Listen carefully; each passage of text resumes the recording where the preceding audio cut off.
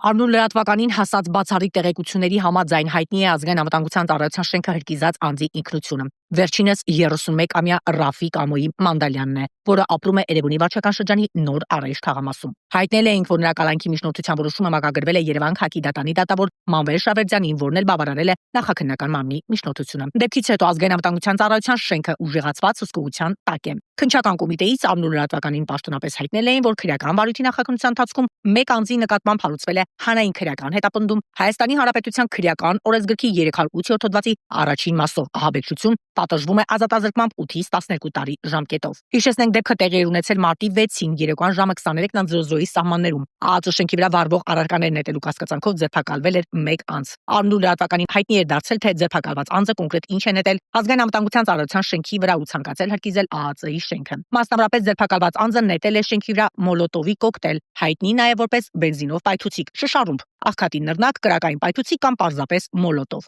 Անվանումն օգտագործում է մի շարք ինքնաշեն հրդեհ առաջացնող պայթուցիկ նյութերի համար։ 31-ամյա երիտասարդը կալանավորված է, իսկ ով է դատավոր Մանվել Շավերդյանը, որ նրան տարավ կալանքին։ Նրա վարույթում է քննվել 44 սրա պատերազմում զոհված Ժորա Մարտիրոսյանի մոր Գանե Հակոբյանի դատավարությունը, նա մեղադրվում էր վարչապետի որդուն առևանգելու համար։ 2021 թվականին հրապարակվեց այն մասին, որ դատավորին խորհրդակցական սենյակից առևանգել են եւ պահել են ԱԱԾ-ում, սակայն դատավորը վստահեցրել էր, որ տեղեկությունները որևէ աղերս չունեն իրականության հետ։ Ավելին, Մանվել Շավերդյանը նաև քաղբանտակյալներն Արեգ Սամսոնյանի եւ Վազգեն Սաղաթելյանի գործերը քննող դատավորն է, որը վերջիններիս կալանքները 3 ամսով երկարաձգել է։ 31-ամյա երիտասարդը կալանավորված է, հետևեք մեր հրապարակումներին դրդապատճառների մասին առաջիկայում։